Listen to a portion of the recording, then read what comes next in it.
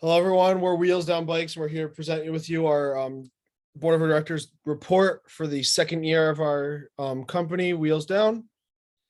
And next will be Trenton talking to you about the financial reports of our company. So just to get into it, during the first year, we were kind of struggling to break even or make a profit, but it's basically because of the way we positioned ourselves in the market. We were trying to just have a lot of cash sitting on the side just in case. And then we started to turn that around going into the fifth, and we were starting to get a little bit more profitable as we gained market share and stuff. But going into the fourth and fifth quarters, we had amassed a majority of market share, like I was saying, and we're first going into the start of the second quarter or second year, and the competition took it back due to their market strategies and stuff, and we ended up only having about 9 or 10% of market share, which was still third place. So we were still doing pretty good competition wise, and losing the market share was really what impacted our sales and turned the profitability into the negatives. So we ended up getting hit with a lot of excess capacity costs just because we lost the demand and the market share. And we were still producing as to what we thought we might have demand wise. The cost made us run out of capital, so we ended up having to take out the emergency loan during the last quarter to keep us afloat. And overall, it's basically all just due to loss in market share and the demand. And we were pumping so much money into the company, like raising employees' benefits and really pumping into advertising and research on our products. We're going to kick it over to Mark next. Thank you, Trenton. So I'm going to go over our marketing strategy. So during the first quarters, we were struggling to get our brand out to the customers of the bike market. Like trying to piggyback off what Trenton said, we did start off, our brand wasn't really out there. We were fourth or fifth in total market share, and then we started to pump more into our marketing. Now, how we did that was we decided to market our product heavily through magazines to begin with, more specifically the leisure and sports magazines niche, because those were the majority of the bikes that we were trying to sell. We thought that it would, to really narrow down our marketing to our customers, we decided to put it in the magazines to really reach that audience quicker. And after we put everything in the magazines, we decided to start pushing our product through social media and putting it out on the internet to spread the word out more, to increase our market share. I'm going to kick it over next to Ryan. Thanks, Mark. So like he was saying about that, we were trying to go into different markets and go into new bikes. So we tried to expand into new regions. We originally had Amsterdam and New York City as our main brick and mortar locations. And with that, we try to expand even further into Rio de Janeiro, while also expanding into the mountain bike market. We had only had one mountain bike, and we tried to expand into that market by getting into newer bikes with better attributes to the bikes, like new handlebars, better wheels, and other aspects like that. And with that, what we did was we tried to expand into those markets and touch in those markets that other companies haven't actually touched into at the point that we did. That was in quarter 5 that we did that. And we were trying to be aggressive with this, and we really tried to go into this with a heavy hand and actually not only perfect our traditional markets that we were already in New York City and Amsterdam, but also try to improve in the markets that we just got into. And in quarter 6, obviously, as Trenton and Mark talked about before, we did really struggle with that, but we also had a very good base within our sales of our recreation bikes. And what our main aspect of what we were trying to do within this whole period was getting into the cheaper bikes, and cheaper for customers, not cheap in the sense of our production and how we actually produce them, but in the sense of us giving bikes that are affordable to our customers. And with this strategy, I mean, it really was something that paid off early on. And in the second year of our company, a lot of other companies really the competition was very tough in the sense that they also started getting into this with producing bikes for cheaper costs and sending them out to customers at a cheaper cost, giving us a downfall in our benefits and in our market share overall. Next, we'll send it to Emil talking about the human resource strategy that we had throughout the second year. Thank you, Ryan. First of all, our strategy has always been to be focused on the long-term sustainability. So from the beginning, we have offered and we have provided great salaries way above the average wage. That was our strategy in order to hire the most skillful and efficient workers available on the market. I do believe that this choice was quite judicious, even though we've been struggling afterwards. Maybe we didn't choose the right numbers or provided too many weeks, or maybe we provided too many weeks of vacation. The terms of the contract indicated that we would increase salary if the company produced good financial results.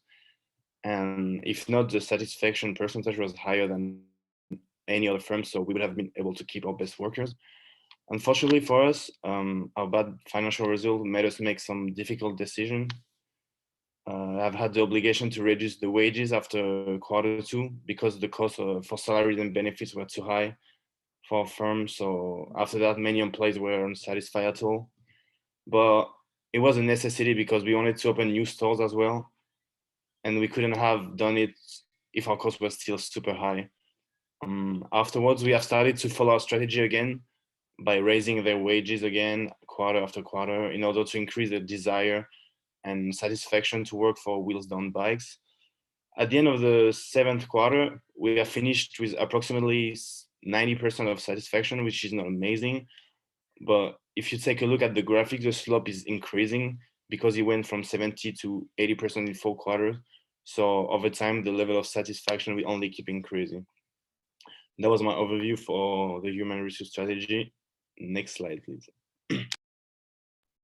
So our strategy for manufacturing, we decided to be semi-aggressive. We didn't get too aggressive with how much we should produce, but we try to base it off of numbers from the past quarter.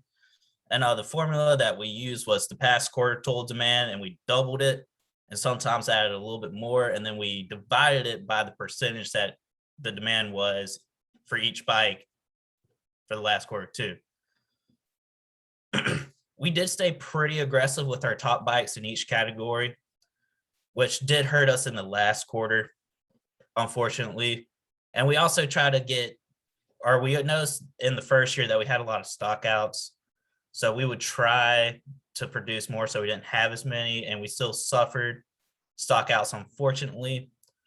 But in the future, we're going to keep trying to find a better way to predict our total demand. And we're also going to try to find more efficient ways to produce our bikes from less expense instead of having high costs that we have to raise the prices of the bikes too. And that was pretty much our plan for manufacturing.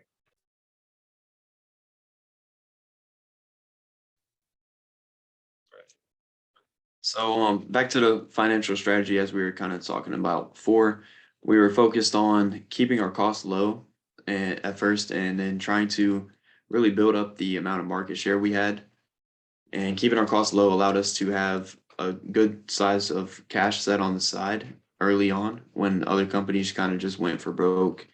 And, it could have went either way on how that worked. It really just is how it panned out, Our plan with the bikes was to have the bikes as cost effective as possible and as cheap as we could get them to the customer. So maybe that could have been one thing that kind of hurt us financially, was that our bikes were so cheap and we didn't have as high of a profit margin on them as other companies may have. So that may have been one downfall, but we'll get into more stuff like that later. And then we were also a company that was more focused on the long term, as mentioned before. And downfall was really due to the loss in market share and the demand for our products.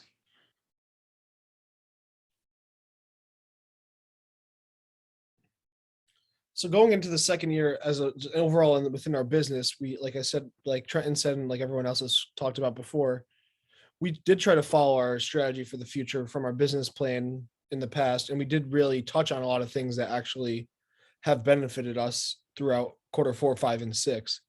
So we try to focus on our values and continuing on providing cheaper options for our customers, which overall did benefit early on, and over time it did end up hurting us, but we still pride ourselves overall in our company on giving our customers the option to get cheap bikes that are very good for them and that it can actually, like, they can benefit with the cheap options and choose our product over others because of the fact that they're cheap. And we also did produce a lot of different bikes that could give to any different customer within different parts of the market. We do have recreation bikes, we have mountain bikes and speed bikes. And with that, we can actually touch into 3 different parts of the market that all will eventually buy our bikes regardless of everyone else. We have the great prices in our bikes and we can actually benefit from that. Unfortunately, there was issues early on with our stockouts and our human resources department within our company early on. Like Emil was touching on with the human resources, we were trying to increase our wages with our customers, but the satisfaction of our manufacturing workers was really not there at first. And with that, what we did was we increased our wages, and eventually they got to a point where they were satisfied with their wages, giving us the benefits that they could produce at a 91% satisfaction rate at the end of our second year. And with stockouts, like Jackson said, also, we did have stockouts early on, and we did actually touch on that and actually improve that. And we got to a point where we were almost overproducing at the end because we didn't really realize how many times we were actually producing these products and overproducing these products. And over, like everyone else has talked about too, I mean, Mark touched on it, especially with the marketing aspect. We did have a market share decrease over time, and that was tough for us. But in the grand sense of things, we really did pride ourselves on producing great products for our customers. And we did try to take a risk and increase our market share and even produce more bikes for our customers over this time. It didn't really work for us. I mean, we had to take the risk because there was no other opportunity for us to increase our market share and get our market out to many different customers throughout the whole world. And we didn't really have those profits when we try to produce our bikes at a lower cost. We did a lot with our pay for our workers, and we did a lot of pay for the people in sales, but we didn't really have that much profit on each of our bikes by giving the low cost option to our customers. And like I just touched on before, there is a lot of excess capacity within that over time because we were trying to get rid of the stockouts within our company. And going into within our competition, there was a lot of competitors early on within quarter 4 and 5 that weren't giving alternate options within their market, within cheap bikes and more expensive bikes. So we had in quarter 4, we actually produced a secondary recreation bike, which produced way more sales and got us to the highest market share within our market. But over time, other companies had eventually produced other options for their bikes, giving them the competitive advantage over us. And we did face a challenge with Retro Rides, one of our largest competitors, pretty much taking a monopoly over the rest of us within the market and paying their employees about twice as much as us and taking over about 90% of the market and 65 at the end of the second year. And a lot of other companies actually had spent a lot of money on search engine marketing and they paid for it. And we had tried to focus a lot on organic search engine marketing, which early on was beneficial, but over time it seemed to pay off that if you paid for your marketing over search engines, that you would actually benefit more. So I guess the grand scheme of things, what we realized is that the branding online from our competitors was stronger within the second year over time, and ours had succeeded progressively over time, but theirs overall had benefited much more than us. Next, we'll move it on to Mark, talking about our current strengths and weaknesses within our company. Okay, to start us off and to piggyback off what Ryan just stated, at some point, one strength of our company is that at some point we did lead the market share for the majority of the bikes. That quarter, we did pump a lot of money into the marketing part, and that really helped us with our market share. But over time, I'm going to Another weakness, obviously, we lost a lot of market shares in the later quarters because of what Ryan just said, the search engine marketing. Well,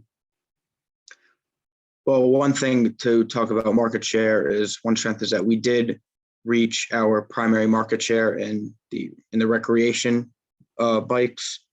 Another strength that we had was our employees were very happy with their pay.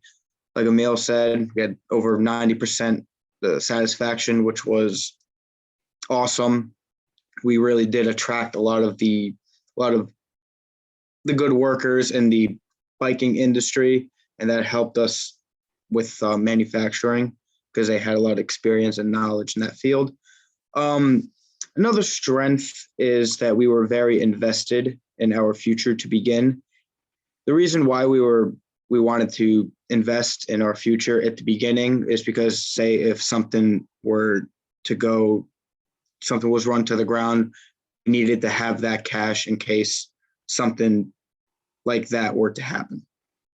So, having a lot of money to begin with in the early quarters did help us, gain market share in the mid quarters of our simulation. The biggest weakness that I could talk about is with our ComEase bike. We ended up lose money overall with trying to sell that bike. That would I say is the biggest weakness that we had. I'm going to pass it over to Jackson to talk about the future strategies. So our future strategies are kind of basic, but they need to be touched on. We need to become more accurate with our predictions, especially in manufacturing, so we don't have as many stockouts and maybe don't overproduce as bad as we did in that last quarter. We plan to increase employee wages and benefits so they will continue to up their work productivity. We'll also increase our spending on advertisement so we can gain a bigger market share and hopefully take back over again. We hopefully will never have to take out another loan again due to a poor manufacturing decision made on my part. And we want to keep introducing more programs to increase the exposure of our products, such as our ambassador program and our social media outlet.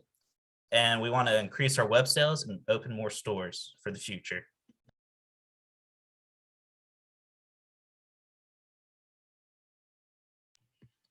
So now the lesson learned from our fourth place in this simulation is that dominating the market by having the biggest part of the market share is crucial, because with only 9% of the market share at the end of the simulation, we have too many bikes in stock that we couldn't sell because the demand was too low. So we should have done a better job about that. Personally, not starting with wage too high because it can hurt a business in the early development of the firm. Focus more on raising the wage throughout the time based on result, so it can motivate employees to be even more efficient and improve their productivity. So basically, it's a win-win situation. We also based our model on not having a big margin in order to be competitive.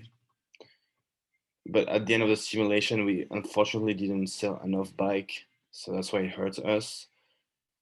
For that, we should have massively invest on advertisement in order to reach potential customers and increase the demand.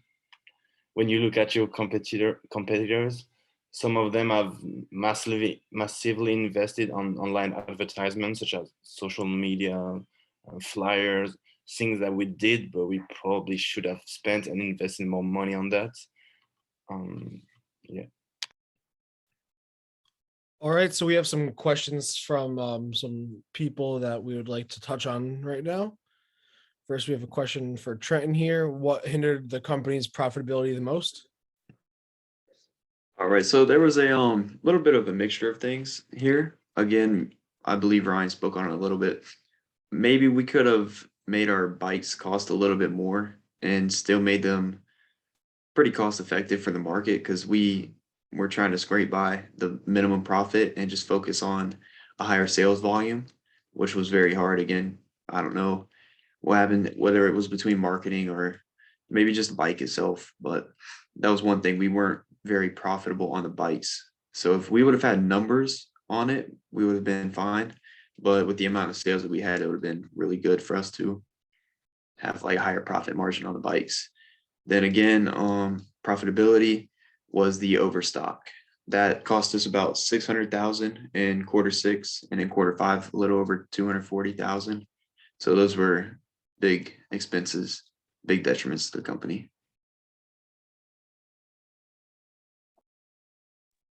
So our biggest issue that we faced with the manufacturing that hurt us in year 2 was still stockouts and maybe becoming too aggressive with how much we were predicting. And also when the costs became more competitive between all the companies, with us trying to be the cheapest and not necessarily having high sale volume, we would produce too little, sometimes too much. And overall, we were never accurate with our numbers, and which hurt us in the long run. And I think the formula that we used to come up with our projection for demand was just, it's not the best one. And that's something that we need to look into and fix for the future.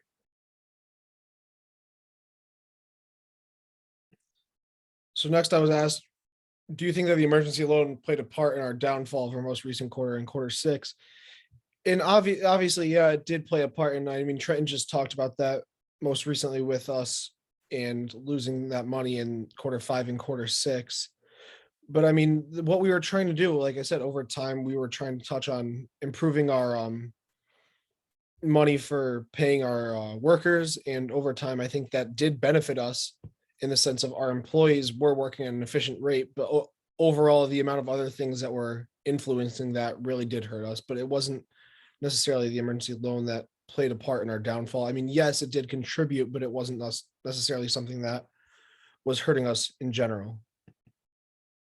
Next is a question for Emil. If there was an increase in manufacturing and efficiency in the recent quarter, what do you think the main cause was of that?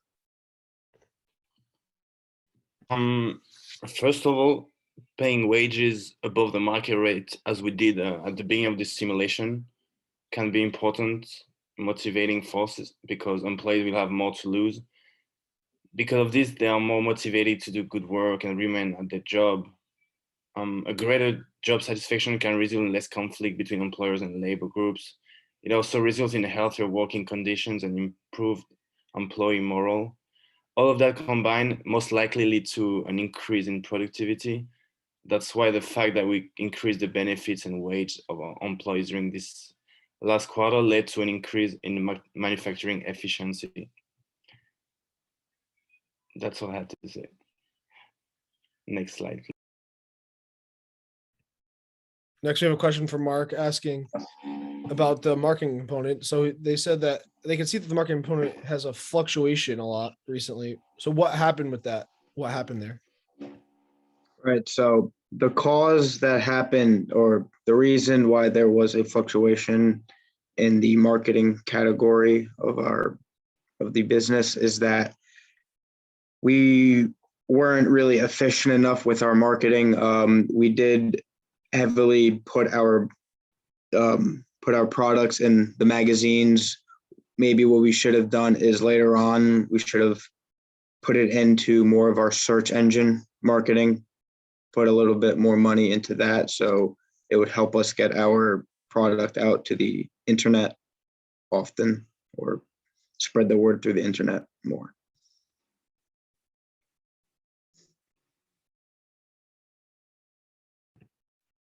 All right. Thank you everyone for watching our presentation. I really appreciate it. I hope that we can do better in the next year.